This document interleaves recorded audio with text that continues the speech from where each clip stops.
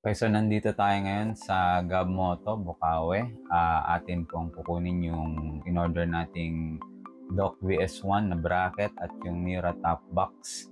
Okay, pumunta na tayo dito kanina mga 4. Since walang ready stock ng bracket ay nagpa-Lala Move. Kaya ngayon, bumalik tayo, 6:30 na ng gabi dito para kunin. No? Nandito na rin ako kasi nag-text, no? So, para may install ngayon din gabi na to i-install. Okay, so nandito naman yung installer. Yung may-ari yata yung mag-i-install. Okay? So, sige, pasok tayo para makita natin at ma-install yung ating bracket at top box.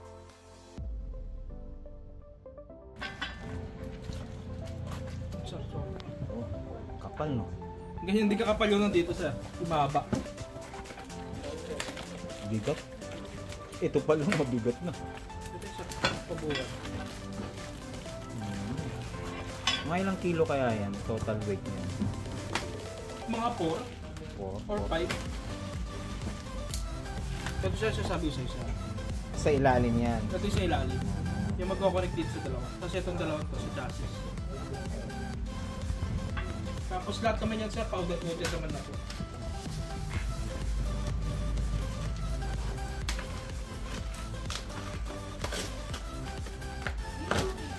Unboxing. Unboxing ni Boss Gab.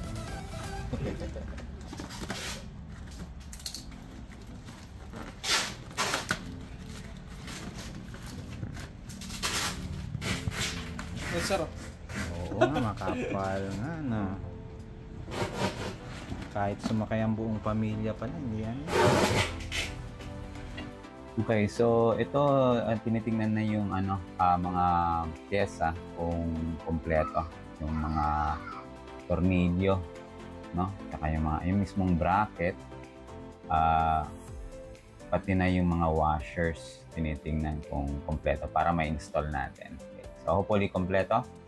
Okay, so ito nagbabaklas na ng mga kailangan baklasin sa motor natin. Yan, lalo na yan sa ilalim. Tinanggal yung tornilyo kasi diyan pagkakabitan sa chassis ng isang bracket, no? Okay, so ito din tinatanggal yung actually hindi pala tinanggal yung yung grab rail. So ito na yung sinasabi natin may spacer na dalawa ang kailangan diyan para maikabit ko ng maayos. Okay, so ito naman yung bracket holder. Hindi na tinanggal yung grab rail, pwede naman silang magsama, kaya okay lang para wala tayong tatanggalin sa motor natin. Nagdagdag lang tayo. Okay? Ayan, sinisipat-sipat ng maayos. Higpitan. Ito, nakabit na, no? Hihigpit-higpitan na lang yung mga yan. Ayan. Then, Dock VS1. Matibay na bracket to, no? Kahit mabigat, ay kaya. Okay? Hindi basta-basta nababali. Okay? Ayan.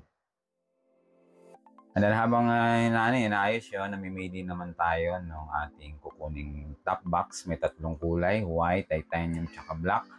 Actually, medyo nahirapan tayo, no? Lalo na dito sa dalawa, itong titanium, tsaka yung black. Dyan talaga tayo namili.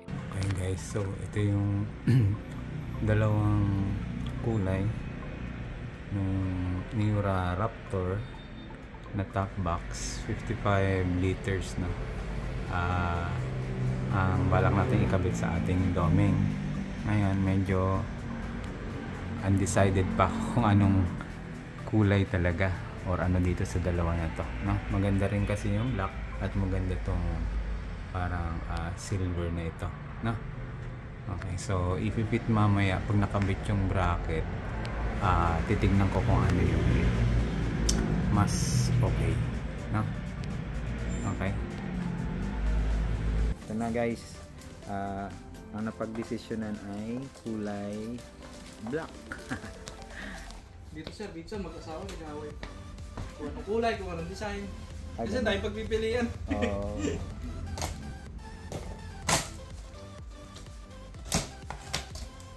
Ito sa top box sir, ito ang lightweight. Lightweight. Ilang kilos ba yan? Ito sir, ano? 9 or 8? Included na yung ano, no, yung plate. Pero pag tinanggal natin yung plate na ito, sir, mas magaan. Oo, magaan. Bakal kasi yung plate na yan. Ayan. So, eto na guys. Check lang natin din sir baka may damage po. Oo.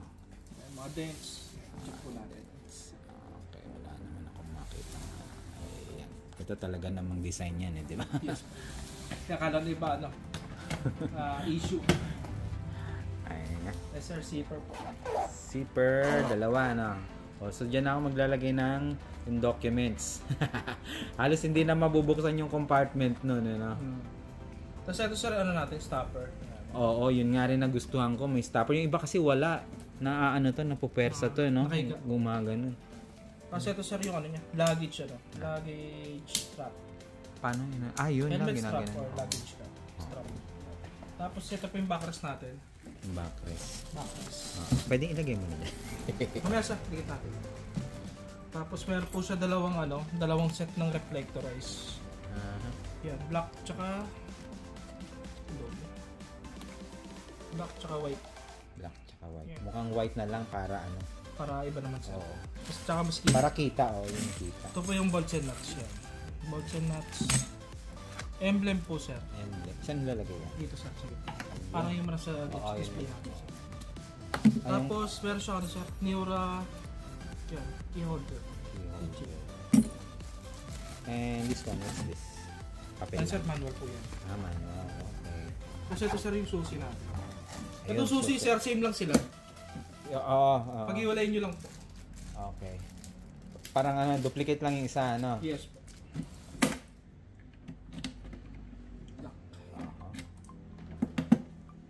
Tapos pagtatanggalin sa motor yan, ito naman. Ayan sir, yan lang siya. Push lang dito kabilaan sir, tapos hatak. Then, oops. Ayun.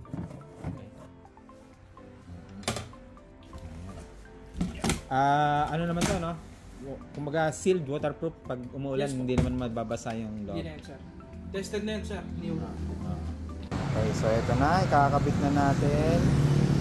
But hindi na, siya pala magkakabit ng jacket.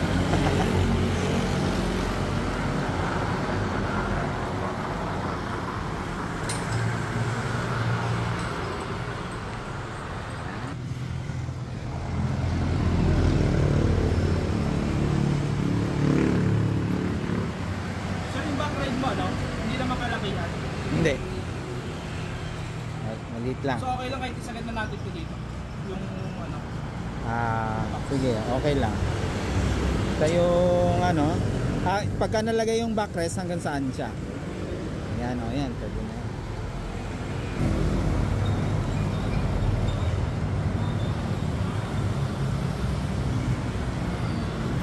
Alright. Ayan, so finishing touches na lang. Nilalagay yung reflectors sa likod.